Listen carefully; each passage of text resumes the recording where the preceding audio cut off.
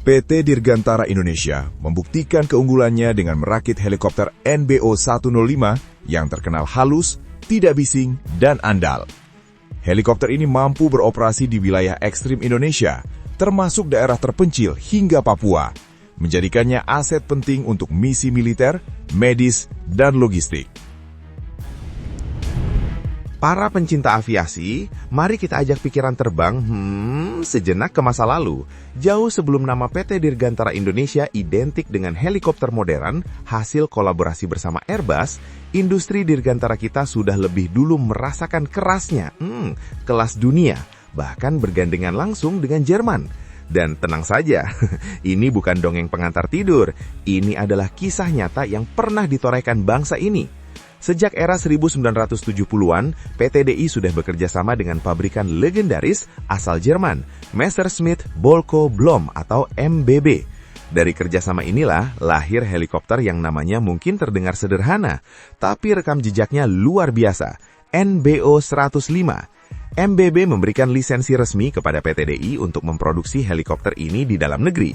Jadi bukan sekadar beli lalu pakai, tapi benar-benar dirakit oleh tangan-tangan insinyur Indonesia. Lisensi itu mulai berjalan pada tahun 1976, dan sejak saat itu hingga 2009, PT DI telah memproduksi 122 unit helikopter NBO 105. Angka yang mungkin terlihat biasa saja di atas kertas, tapi setiap unitnya menyimpan cerita panjang tentang transfer teknologi, pembelajaran industri, dan kepercayaan dunia terhadap kemampuan anak bangsa. Tahun 2009 kemudian menjadi penanda akhir produksi, bukan karena helinya gagal, tapi karena masa lisensi memang sudah berakhir. Ibarat kontrak kos, bukan diusir, tapi memang waktunya selesai. Menariknya, kalau kita lihat siapa pembeli helikopter ini, jawabannya cukup konsisten, TNI Angkatan Darat. Mereka menjadi pembeli pertama pada tahun 1976, sekaligus pembeli terakhir pada tahun 2009. Setia dari awal sampai akhir. Dan kesetiaan ini jelas bukan tanpa alasan, Jim. Lewat sentuhan PT DI, NBO 105 berkembang menjadi helikopter serbu andalan TNI AD. Helikopter ini dikenal punya tingkat kebisingan yang rendah, sebuah ukuran besar dalam operasi militer. Bayangkan, sedang menjalankan misi di wilayah sulit seperti Papua, heli datang tanpa banyak suara, itu bukan cuma soal teknologi, tapi soal keselamatan dan keberhasilan misi. Ditambah lagi helikopter ini fleksibel, bisa menjalankan berbagai tugas, dari tempur hingga penyelamatan. Secara kemampuan, NBO 105 bukan heli kaleng-kaleng. Selain mampu mengangkut 5 orang, helikopter ini bisa dipasangi senapan mesin dan peluru kendali. Jadi tampilannya boleh ramping, tapi isinya serius. Tak heran jika helikopter buatan PT Dirgantara Indonesia ini sering digunakan dalam berbagai operasi penting, terutama di wilayah dengan medan berat dan tantangan tinggi. Kalau kita intip penjelasan resmi dari Pusat Penerbangan TNI AD, NBO 105 adalah helikopter serang bermesin ganda yang dipersenjatai roket FFAR, Folding Fins Air Rockets, kaliber 2,75 inci standar NATO. Roket ini dibawa dalam 2 sistem peluncur, masing-masing dengan 13 tabung. Jadi totalnya bukan 1-2, tapi cukup untuk membuat lawan berpikir 2 kali. Jenis hulu ledaknya pun beragam. Ada FZ-21 untuk anti-personil, FZ-58 untuk anti-tank, dan FZ-32 untuk marking. Yang terakhir ini unik, karena memungkinkan NBO 105 berperan sebagai forward air control, memandu pesawat tempur saat memberikan bantuan tembakan udara. Jadi helikopter ini bukan cuma penyerang, tapi juga penunjuk jalan di udara, semacam navigator tempur yang tahu betul medan di bawahnya. Dari cerita ini terlihat jelas, jauh sebelum istilah alih teknologi sering dibahas, PT DI sudah melakukannya secara nyata. NBO 105 menjadi bukti bahwa industri dirgantara Indonesia pernah dan mampu berdiri sejajar dengan pemain besar dunia, sambil tetap melayani kebutuhan pertahanan nasional dengan penuh dedikasi. Dan kalau kita tarik benang ceritanya lebih jauh, kehadiran NBO 105 ini sebenarnya bukan cuma soal helikopter, tapi tentang mentalitas industri pertahanan kita di masa itu. Bayangkan, di era ketika teknologi dirgantara masih dianggap barang mahal dan rumit, PT DI sudah berani masuk ke dapur produksi, belajar langsung dan menguasai prosesnya sedikit demi sedikit. Ini bukan pekerjaan instan, ini proses panjang yang butuh kesabaran, ketelitian, dan tentu saja keberanian. Para insinyur Indonesia saat itu bisa dibilang sedang sekolah sambil kerja. Setiap baut yang dipasang, setiap panel yang dirakit, itu bukan sekedar menyusun helikopter, tapi menyusun pengalaman dan pengetahuan. Dari sinilah fondasi kemampuan industri dirgantara nasional terbentuk, pelan-pelan tapi pasti.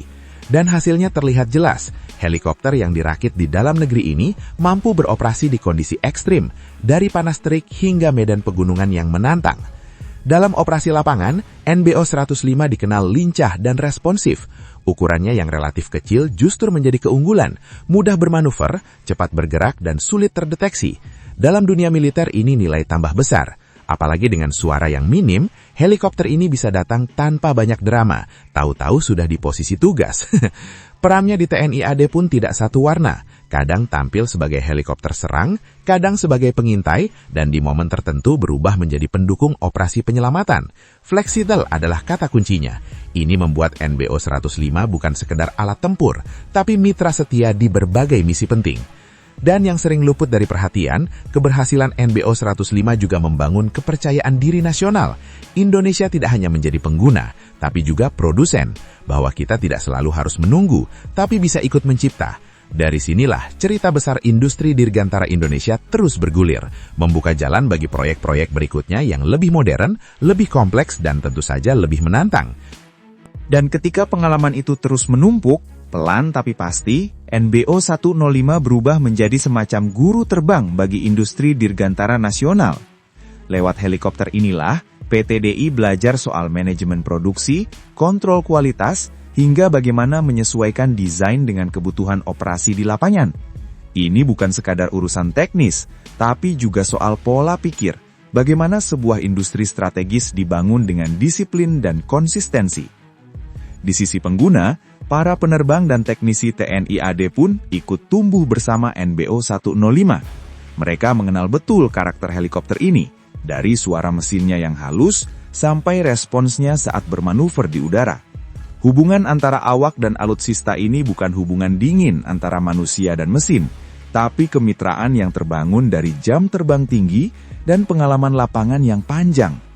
Menariknya lagi, meski teknologi terus berkembang dan generasi helikopter baru bermunculan, NBO 105 tetap dikenang sebagai platform yang jujur. Apa yang dijanjikan, itulah yang diberikan. Tidak banyak gaya, tapi bekerja dengan konsisten.